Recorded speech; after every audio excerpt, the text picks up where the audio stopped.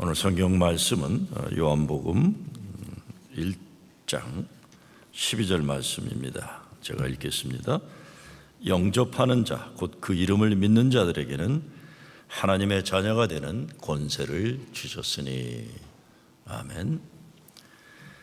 예수의 이름을 믿으면 존재혁명이 일어나는데, 세상에서 이런저런 못난 인생, 모자라는 인생 살고 죄도 많고 허물도 많은 인생 살았어도 하나님의 자녀가 되는 권세를 주셨다고 말씀합니다. 권세라는 건 능력입니다. 또 영어 번역으로 보면 권리를 주셨다는 겁니다. 하늘나라의 기업을 얻고 하나님 자녀로서 하나님이 주시는 모든 것 받을 수 있는 권리가 있다는 것입니다. 예수의 이름을 믿으면입니다. 존재혁명이고 신분의 변화입니다. 세상도 변해야 되지만 한 개인의 인생도 변하지 못하고 허구한 날 의미 없고 못되고 죄 짓는 삶을 반복하며 살아간다면 이 불행입니다. 많은 경우에 인간은 본질적으로 발전하고 바르게 살고 더 아름답고 거룩한 삶의 갈망이 있지만 삶의 현실에 그것을 방해받을 때 얼마나 많은지 모릅니다. 근데 예수 믿으면 변화된다는 겁니다. 오늘 말씀이 그것입니다. 영접하는 자, 곧 그 이름을 믿는 자들에게는 하나님의 자녀가 되는 권세를 주셨으니. 예수를 그리스도 영접하고 그 예수 이름을 믿는 자들에게는 세상 속에서 어둠의 자식으로 계속 살아가는 것이 아니라 빛의 자녀로, 하나님의 자녀로 사는 거룩한 변화의 삶을 주신다는 것입니다. 지난 주간 미국 언론에 계속 나온 기사 가운데 하나가 코로나로 온 세상이 어려운데 미국 증시 스탁마켓 다우존스가 지수가 3만 대를 넘어갔어요. 어마어마하게 주식이 뛴 겁니다. 올해 미국에서 집을 판 사람들 이익이 1조 달러가 넘었다는 겁니다. 그러니까 돈 많은 사람들은 그냥 맨하탄이 복잡하니까 커네리커트나 롱아일랜드나 로드아일랜드나 큰 100만 불, 몇백만 불 집들을 그냥 산다는 거예요. 그냥 여유 있게 살기 위해서 산다는 것이죠. 근데 그 기사만 나온 게 아니라 그렇게 그런 돈을 벌어도 인생의 행복과 거리가 멀다는 기사가 동시에 나왔습니다. 자포스라는 새로 시작된 어마어마한 대기업의 창업주 토니 씨라는 사람이 마약과 술에 빠져 살다가 비참하게 인생을 마쳤다는 거예요. 그런데 이런 사건이 특정 개인에게 일어난 사건이 아니라 그 사람처럼 어마어마한 성공을 이룬 젊은 억만장자들이에요. 억만장자들 70%가 자기 파괴적인 인생을 살아간다는 내용이 나왔습니다. 갑자기 부자가 된 억만장자 몇 사람 소수가 그런다고 하면 그런가 보다 이렇게 넘어갈 수 있겠는데 70%가 그렇다는 기사 내용은 참 안타까운 내용입니다. 70%가 세상적으로 보통 성공이 아니라 어마어마하게 성공한 사람들 가운데 70% 젊은이들이 그렇대요. 그 생각하게 되는 게 뭡니까? 오늘 성경 말씀이에요. 오늘 성경 말씀. 영접하는 자, 예수님이 영접하는 자예요. 예수님 또 누구나 오라고 그랬어요. 누구라도 예수님 영접해야만 제대로 살 수 있다는 거예요. 제대로 살 있다. 영접이라는 것은 삶의 중심에 받아들인다는 뜻입니다. 그러니까 예수님을 문 밖에 세워두는 것 아니고 내 집에, 내 인생의 가장 좋은 자리에 모시는 겁니다. 미국의 비자로 말하자면 입국 거부하는 것도 아니고 못 들어오게 하는 게 아니고 겨우 단기 관광 비자로 들어왔다 나가도록 하는 것이 아니라 영주권을, 시민권을 예수님께 드린다는 겁니다. 그래서 예수님을 영접하면 우리의 심령이, 마음이 변합니다. 내 삶이 예수님 중심으로 바뀌게 되는 것이죠. 종교를 크게 두 가지로 분류하는데 불교와 같이 자력 종교가 있어요. 자기 스스로 깨달음의 경지에 이르기 위해 도를 닦는 종교가 있고, 우리 예수 믿는 것처럼 절대자의 약속을 믿고 변화된 존재로 살아가는 종교가 있는 겁니다. 불교와 같은 종교는 내가 찾아가는 것이에요. 내가 찾아가는 거죠. 예수 믿는 것은 하나님이 우리 삶에 오시는 겁니다. 주님이 우리 삶에 오시는 거예요. 그래서 내가 진리를 찾아 출가를 하는 게 아니라 오시는 그분을 영접하는 거예요. 오늘이 대강절 셋째 주일입니다. 다음 주를 우리가 아기에서 오시는 성탄절을 지킵니다. 근데 마태복음 1장 22절에 보게 되면 마리아에게 아기가 태어날 것을 천사가 알리면서 이렇게 말해줍니다. 아들을 낳으리니 이름을 예수라 하라. 이는 그가 자기 백성을 그들의 죄에서 구원할 자심이라 하리라 그랬어요. 예수님 이름을 누가 줘주나요? 하나님이 그 이름을 줘주는 거예요. 그 이름의 뜻은 구원하는 자다. 구원은 다른 게 아닙니다. 내가 살면 안 되는 자리에 살고 있다가 살아야 되는 자리를 옮기는 거예요. 죽음의 자리에서 생명의 자리로, 미움의 삶에서 사랑의 삶으로, 절망의 구렁텅이에서 소망의 언덕 위에 서는 것, 이게 구원입니다. 동정녀 마리아라고 했습니다. 아직 남자를 모르는 처녀, 그런데 아기를 낳을 것이라고. 기가 막힌 난감한 일입니다. 그래서 예수님 당시에 이런저런 자료들을 보면 예수님 출생에 대한 나쁜 소문이 많이 있었습니다. 대표적인 게 로마 병사에게 나쁜 일 당해서 임신을 했는데 정혼한 남자 요셉이 사람이 착해서 마리아를 받아주고 아기를 키워줬다는 별 흉한 소리를 많이 했었다는 게 여러 기록에 나옵니다. 그렇게 해서 예수를 주님으로 고백하는 초대교회 전도를 못하게 하려고 했던 거예요. 근데 예수님의 이름을 하나님이 직접 지어주시는 거예요. 구원하는 자다. 세상의 구원자이고 영원히 죽을 수밖에 없는 죄인들을 구원해서 영생에 이르게 하는, 그래서 하나님 나라 기업을 누릴 하나님의 자녀가 되게 하는, 증거하고 있는 겁니다. 마리아가 아기를 낳고 얼마나 많은 사람들이 수군대는 소리를 들어야 했겠습니까? 어떻게 해서라도 사람들은 마리아가 낳은 아기 예수를 사생아라고 하고 애비 누군지 확실하지 않은 아이라고 그랬던 거예요. 그러니까 예수님이 갈릴리에서 병자들을 고쳐주고 죄인들에게 하나님 나라의 사랑의 복음을 외쳐주면 사람들은 뒤에서 계속 수군거린 거예요. 아이, 저 친구 내가 과거를 잘 아는데, 우리가 아는 별볼일 없는 목수 요셉의 아들인데, 뭐 그런 거예요. 성경에는 안 나와 있지만 제일 많은 소리는 로마 병사한테 악한 일 당해서 저렇게 된 그 씨앗이 분명하지 않은 그런 인간인데 이러는 거예요. 근데 성경은 아니다. 예수님의 이름은 하나님이 직접 지어주셨고 그의 이름은 자기 백성을 죄에서 구원하는 자라고 선언하고 있는 겁니다. 선포하는 거예요. 구약성경은 물론 신약에도 보면 온통 하나님이 새로운 이름을 지어주셔서 새 인생을 살게 된 사람들의 이야기입니다. 그렇기 때문에 우리가 예수님을 영접한 이후부터는 내 삶의 과거에 불려졌던 이름들을 하나님이 부르시는 이름으로 불러야 되는 거예요. 이거를 그냥 신학적인 용어로 하면 옛날 과거의 이야기들이, 나에 대한 이야기들이 예수님 때문에 변화된 복음의 이야기로 바꿔야 된다는 겁니다. 나에 대한 이야기도. 어떻게 변화됩니까? 어떻게 변화된 일이에요? 지난주에 설교에서 말씀드렸던 것처럼 생각해 보자면 이 왼수 얘기죠. 이 왼수. 근데 잿더미 속에서 발견한 정금 같은 내 아들로 바뀌어야 되는 거예요. 개벽다귀 같은 인간에서 성령이 함께 하시면 하나님의 군대가 되어 거룩한 일에 쓰임받는 사람으로 바뀌어야 되는 겁니다. 과거가 더러운 여자에서 예수님 만나서 인생 거룩하게 살게 된 여인으로 바뀌는 거예요. 사람 잡는 일에 열심히 된 인간, 바울이죠. 사울. 그 사울이 생명 다 바쳐서 예수 복음 증거한 남자 바울로 바뀌는 겁니다. 사도 바울도 사람 죽이는 일 열심히 하던 때 이름을 사울 버리고 바울이 된 후에 이렇게 고백합니다. 무명한 자 같으나 유명한 자요, 죽은 자 같으나 보라 우리가 살고, 징계를 받는 자 같으나 죽임을 당하지 아니하고, 근심 많은 자 같으나 항상 기뻐하고, 가난한 자 같으나 많은 사람을 부유하게 하고, 아무것도 없는 것 같으나 모든 것을 가진 자로다. 그래서 무슨 말입니까? 예수님 영접하고 존재혁명이 일어났다는 것입니다. 영접하는 자고 그 이름을 믿는 자들에게는 하나님의 자녀가 되는 권세를 주셨으니, 영어 번역을 보게 되면 He gave the right to become children of God, 그렇게 되어 있어요. 당당한 권리가 있다. 하나님이 가지고 계신 모든 좋은 것들이 다 그 자녀들 것인데 그 권리를 예수의 이름을 믿는 자들에게 주셨다는 겁니다. 대단한 말씀이에요. 우리 예수 믿는 사람들은 하나님께 속한 기업들이 소유권을 주장할 수 있는 권리가 있다는 것입니다. 예수님 영접하고 존재혁명이 일어나니까 세상 보는 눈이 달라지고 마음이 달라지는 거예요.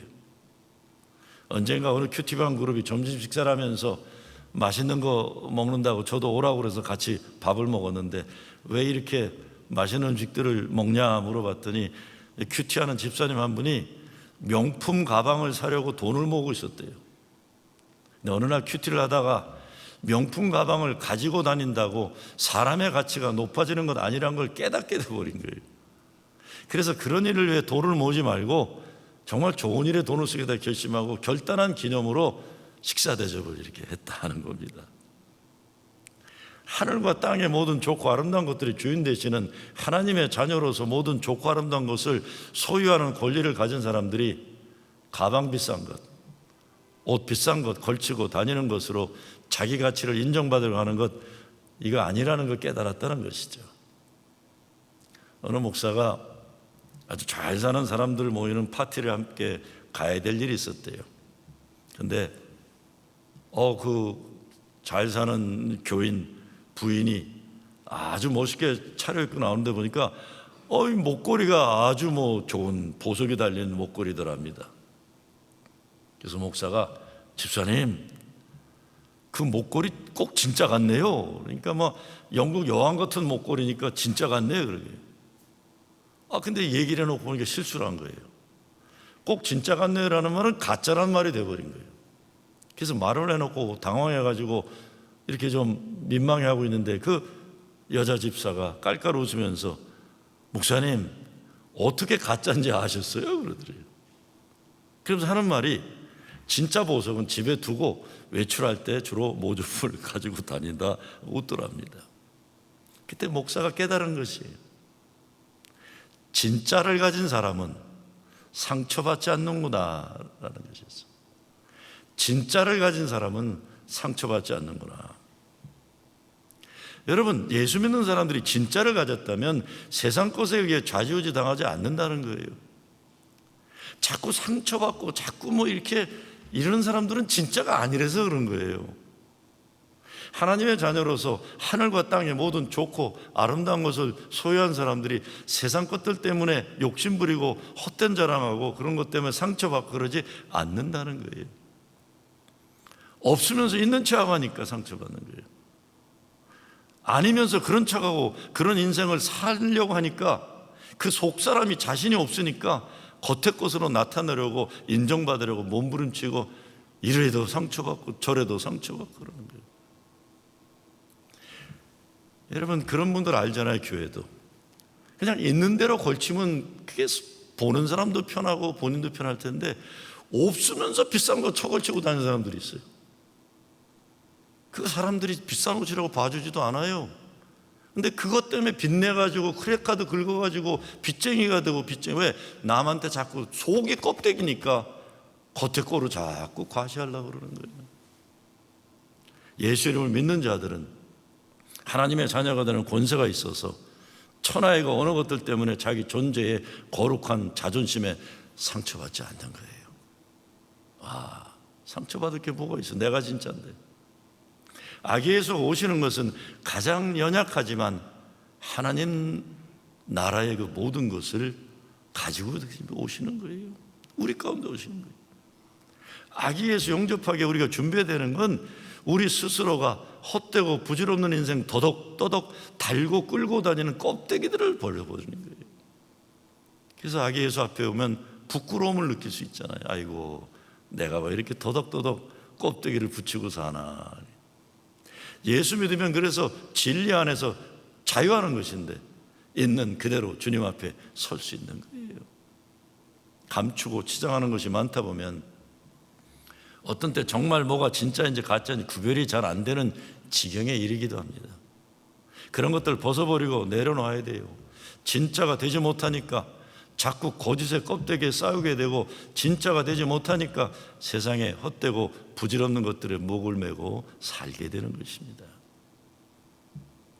거룩한 변화가 우리에게 필요하죠. 그런데 감사한 것은 하나님이 우리를 성령을 통해서 변화시켜 주신다는 것입니다. 어떤 사람은 베드로처럼 오랜 세월을 거쳐 천천히 변화시키고 어떤 사람은 사도 바울처럼 다메섹 도상에서 거꾸로 튀게 해서 아주 땅바닥에 짓밟아 놓고 이렇게 세우시는, 그렇게 변화시키기도 합니다. 거룩한 변화를 사모하는 간절함이 있어야 돼요. 거룩한 존재혁명이 있어야 인생의 거룩한 목적이 회복이 되고, 거룩한 목적이 있어야 행복한 삶을 살 수 있게 되는 것이죠. 그래서 이 거룩한 존재혁명을 이룬 사도 바울이 외친 중요한 선언이 갈라디아 2장 20절 말씀입니다. 내가 그리스도와 함께 십자가에 못 박혔나니 그런즉 이제는 내가 사는 것이 아니요 오직 내 안에 그리스도께서 사시는 것이라. 이제 내가 육체 가운데 사는 것은 나를 사랑하사 나를 위하여 자기 자신을 버리신 하나님의 아들을 믿는 믿음 안에서 사는 것이라. 옛사람 죽고 새 사람이 사는 겁니다. 새 사람 되기 위해서 전제되어야 하는 것이 예수님을 주님으로 영접하게 되면 우리가 예수님과의 관계 설정을 분명하게 하는 것이 우선이 되는 거예요. 바울은 그래서 빌립보서 2장에서 이렇게 말합니다. 이러므로 하나님이 그를 지극히 높여 모든 이름 위에 뛰어난 이름을 주사 하늘에 있는 자들과 땅에 있는 자들과 땅 아래에 있는 자들로 모든 무릎을 예수의 이름에 꿇게 하시고 모든 입으로 예수 그리스도를 주라 시인하여 하나님 아버지께 영광을 돌리게 하셨느니라. 아기 예수 탄생의 목자들이 오잖아요. 동방박사들이 오고 모두 경배하러 왔던 것입니다.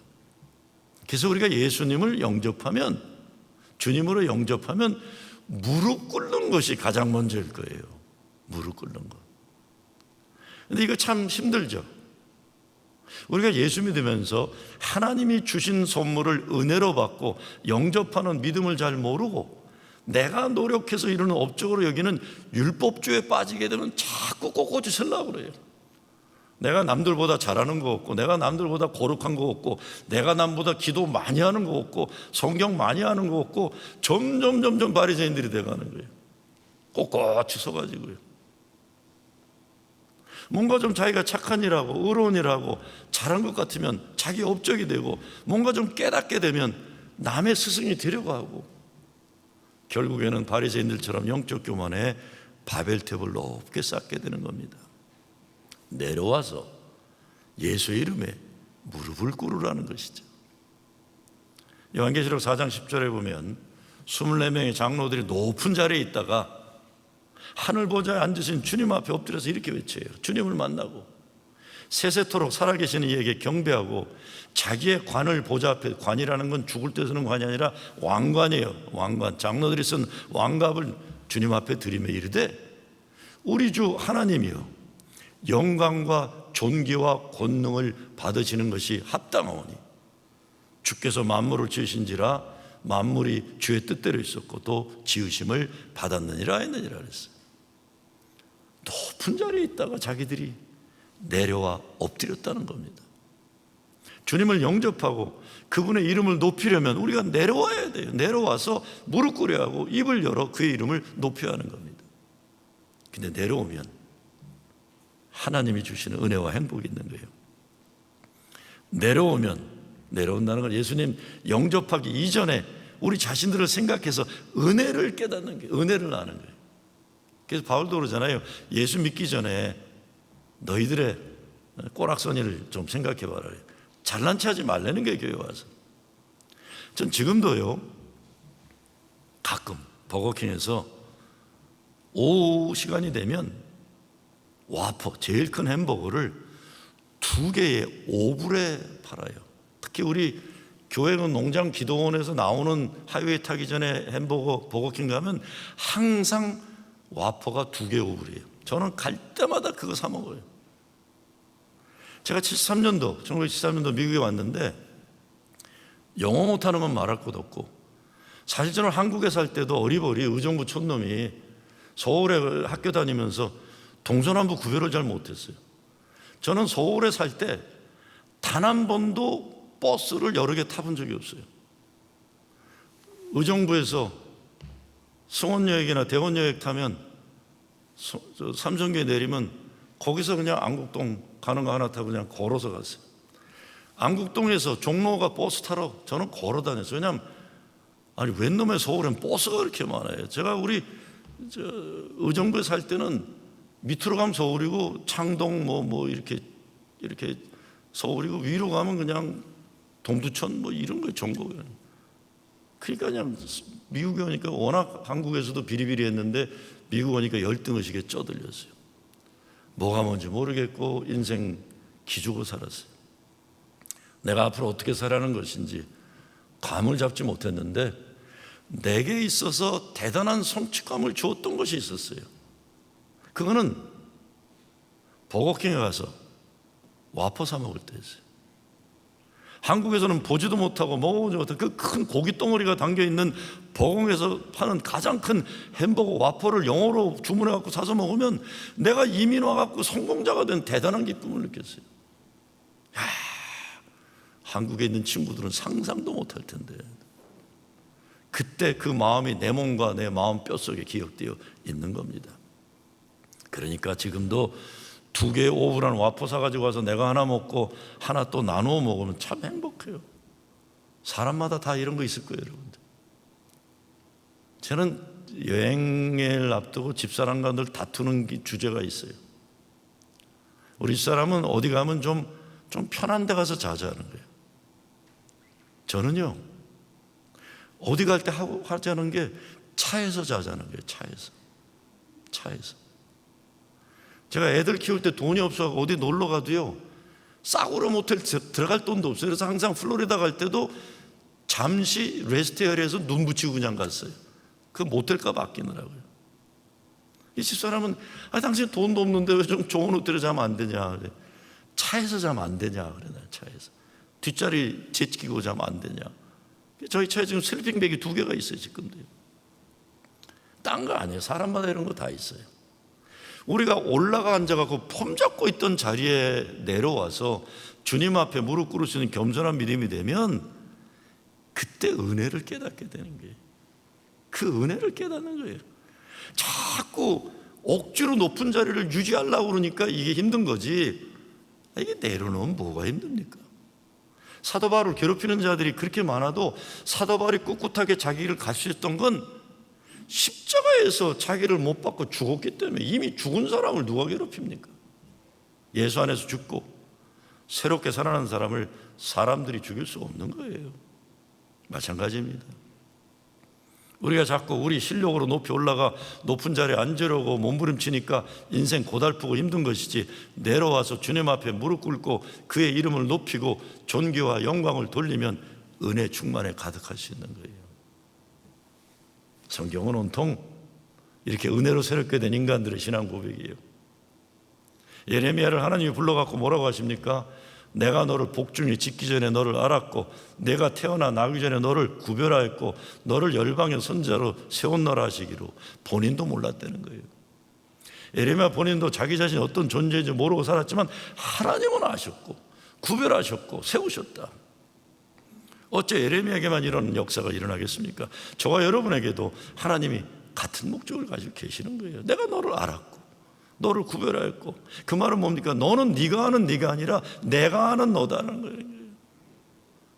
내가 아는 너다. 아이고, 제가 손주가 있잖아요. 어젯밤에도 손주놈을 데리고 막 이뻐 죽겠어요. 이뻐 죽겠는데 아이고, 우리 딸이 그냥 엄마가 돼갖고 옷도 뭐 이게 무슨 이렇게 펑퍼지만 이렇게 그 못생긴 옷을 입고 앉아있는지 그냥 막 옷차림도 그렇고 그래요. 근데 제가 우리 손주를 안고 있다가 우리 얘 엄마 되는 딸을 보면서 무슨 생각했겠어요? 너는 더 이뻤다 얘보다. 그죠? 얘는 몰라요. 지금 정신이 없죠. 애 존맥이더라고. 나는 야, 넌 더 이뻤다 이놈보다도. 말은 안 해줬지만, 우리 손주가 상처 입을까 말은 안 해주지만 네 엄마가 더 이뻤다. 근데 하나님이 그 얘기에 내가 너를 알았고 너는 네가 알고 있는 네가 아니라 내가 아는 너다라는 거예요. 노예가 나비가 되기 전에 보기도 영하고 움직이지 못하는 참 딱한 맛으로 존재해요. 어느 순간에 껍데기를 벗고 나비가 되어 아름다운 존재가 되는 겁니다. 기다려야죠. 그런 날이 오기 때문에요. 사도 바울은 이런 변화를 우리들에게 적용하면서 이렇게 말합니다. 너희가 이 시기를 알거니와 자다가 깰 때가 벌써 되었으니 이는 이제 우리의 구원이 처음 믿을 때보다 가까웠다. 여기서 구원이란 인생의 변화를 말합니다. 올 거다, 된다 얘기하는 거예요. 우리 하나님 변화시켜서 오늘의 이런 존재들이에요. 구약 창세기 말씀, 우리 모두는 진흙 같은 먼지 같은 존재였지만 하나님이 생기를 우리에게 불어넣으셔서 우리가 귀한 생명이 되었다는 겁니다. 육의 존재가 영의 존재가 됐다는 거예요. 먼지 같은 인간이 하나님의 형상을 닮은 천하의 가장 위대한 존엄을 가진 만물의 형상이 되었다는 겁니다. 하나님의 뜻에 따라 하나님의 손에 들려지게 될 때 거룩한 목적으로 쓰임받는 존재로 변하는 겁니다. 영접하는 자, 곧 그 이름을 믿는 자들에게는 하나님의 자녀가 되는 권세를 주셨으니 영접하라, 믿어라. 우리가 주님을 인정하고 영접할 때 우리 속에 태초 이전부터 목적가 있던 하나님의 역사가 드러난다는 것입니다. 능력이 나타나는 게, 이 능력으로 하나님이 목적하신 그런 존재로 변화되는 겁니다. 나도 하나님 주신 능력으로 하나님 마음껏 쓰시는 존재가 된다. 주님, 이제 내게 예비하셨던 하나님의 놀랍고 위대한 뜻을 저를 통해서도 이루어 주시옵소서. 사실 우리는 살아가면서 하나님 원하는 존재가 되지 못하는 것만이 아니라 우리 스스로도 우리 자신들에 대한 실망이 얼마나 많습니까? 아유, 내가 이것밖에 안 되는구나. 그래서 정도 차이일 뿐이지 일그러져 있고 깨어지고 망가진 모습들이 제 모습이 아니에요, 우리가. 근데 본래 우리가 이런 모습이 아니에요. 그러나 시간이 지나면서 그저 이렇게 살다 이렇게 끝나는가 보다 그러고 사는 것뿐입니다. 근데 오늘 하나님 말씀은 그러지 말라는 거예요. 우리들 속에 주님을 영접할 때 일어날 새로운 역사가 담겨져 있다. 이것을 하나님 형상의 회복이죠. 하나님 우리를 만드시고 심히 기뻐하셨던 그 하나님 닮은 형상을 회복하는, 구원이란 것은 하나님이 나를 만드시고 뜻하셨던 그 감추어졌던, 잊혀져 있던, 빼앗겼던 그 아름다운 나를 다시 회복하는 거예요. 내가 주장하고 고집하고 목적했던 인생에서 하나님이 만들어주신 인생을 사는 것이죠. 사도 바울이 자기의 병을 고쳐달라고 간절히 기도하잖아요. 근데 고쳐지지 않았을 때 내 은혜가 내게 족하다 응답받았다고 고백합니다. 그것은 우리 눈에 보이는 물질적인 육신의 현실 이전에 하나님이 우리를 사랑하신 은혜의 현실을 보게 되었다는 거예요. 기도하다가 하나님이 보는 내가 있구나. 사도 바울이 인간이 할 수 없는 수많은 믿음의 역사를 일으킨 능력을 가지게 된 건 바로 자기 속에 담겨져 있는 하나님의 능력을 부활하신 주님 만남으로 발휘하게 되었던 거예요. 영접하는 자, 곧 그 이름을 믿는 자들에게는 하나님의 자녀가 되는 권세를 주셨으니. 다른 것 아닙니다. 인생 전적으로 하나님이 주권적으로 변화시켜 주시는 능력의 인생을 살 수 있다는 거예요.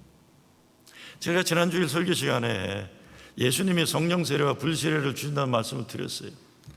우리가 불덩이 속에 들어갔다 나오는 불시험을 당할 때 그 과정을 통해 정금 같은 믿음으로 나온다는 말씀 드렸어요. 제가 이번 주에 그래서 우리 교인들이 집에 가가지고 이 다 타버린 것 같은, 포기된 것 같은 잿더미 속을 두지다가 이게 정금을 발견하는 일이 있게 해주시옵소서 기도했어요. 여러분, 그게 아들일 수 있고 딸일 수 있고, 아까 개떡 같은, 개떡이 아니라 개뼈다귀 얘기했잖아요. 이 개뼈다귀 같은 인생인데 찾다 보니까 하나님의 군대를 발견하는 게 잿더미 속에서. 그래 기도했어요. 집에 가서 불시험 덩어리가 속색이고 힘들게 하는 아들이나 딸 보면서 금덩어리를 발견할 수 있게 해주시옵소서. 남편의 아들이나 딸이나 무기력 쓸모없는 인생 사는 것 같은 인간 가만히 들여다보다가 아주 메말라 버린 가망 없는 것 같은 개벽대 같은 인간 하나님의 군대가 되어 일어나는 기적을 보게 하여 주시옵소서. 포기하지 않고 봐야 합니다. 하나님 변화시키는 새 인생 소망하고 기도하는 겁니다. 여러분, 다니엘서를 보면요, 다니엘과 같이 바벨론의 포로로 끌려왔던 친구들 3명에 대한 얘기가 나오잖아요. 믿음이 얼마나 중요하고 엄청난 능력인지 보여주는 게 뭐예요? 우상신에 절하지 않았다고, 그들이 주는 우상의 것들을 먹지 않았다고 그 세 젊은이들을 풀무불 불구덩이에 던져놓잖아요. 던지는데 어떡합니까? 그들을 던졌던 인간들이 확 타버려 죽어요. 그런데 풀무불에 들어가서 태워 죽었어야 될 그 젊은이 셋은 멀쩡히 걸어 나와요. 멀쩡히 걸어 나와요. 근데 분명히 3명을 던졌는데 1명이 더 있다 그랬어요. 성령이 계시고 하나님이 계셨어요. 용광로에 빠졌던 세 친구들이 이름이 사드락과 메삭과 아벳느고라고 했어요. 그 이름이 바벨론 왕이 포로로 끌려 지어준 이름인데 1장에 보면 하나님이 지어준 이름이 나와요. 그게 뭡니까? 하나냐와 미사엘과 아사라예요. 그 이름의 뜻이 여호와 하나님은 긍휼하시다. 하나님처럼 이렇게 훌륭한 분이 어디 계실까? 하나님이 나를 도우셨다는 거예요. 여러분 한번 상상해 보셔야 돼요. 우상 숭배하지 않았다고 풀무불에 던졌는데 거기 젊은이 셋이 풀무불에서 걸어 나오면서 하나님이 지어준 자기 이름을 찬양하듯이 부르고 나오는 거예요. 하나님은 긍휼하시다. 하나님이 나를 도우셔 살아났다. 좋으신 하나님 나를 지키신다. 이 젊은이 노래 부르면서 풀무불에 나오는 거예요. 바벨론 왕이 건드리지 못한 거예요. 사도 바울이 말합니다. 너희 안에서 행하시는 하나님이시니 자기의 기쁘신 뜻을 위하여 너희로 소원을 두고 행하게 하시나니 우리가 그런 삶을 살 수 있는 거죠. 오늘 우리가 하나님 행하심에 합당한 일에 쓰임받아야 합니다. 사탄마귀의 어둠의 짓들 하는 게 아니라 하나님이 성령의 도구로 쓰임받아야 돼요. 영접하는 자, 그 이름을 믿는 자들에게는 하나님의 자녀가 되는 권세를 주셨으니 아기 예수가 이 땅에 오세요. 더 정확하게 말하자면 저와 여러분의 삶 속으로 오시는 겁니다. 우리 가정에 오시고 이 세상 구원을 목말라 애통하고 고통당하는 이 세상 모든 하나님의 자녀들 구원을 위해 오십니다. 예수 영접하고 구원받은 기쁨과 확신을 회복하고 혹시라도 아직 예수를 주님으로 영접하지 못한 분들 계시면 꼭 영접하고 구원받으시기를 주의 이름으로 축원합니다. 아버지 하나님 감사합니다. 주님의 이름을 높이고 영광을 돌리고 예수를 그리스도로 고백하고 영접합니다. 하늘의 모든 권세를 주실 줄 믿습니다. 예수 그리스도 이름으로 기도드리옵나이다. 아멘.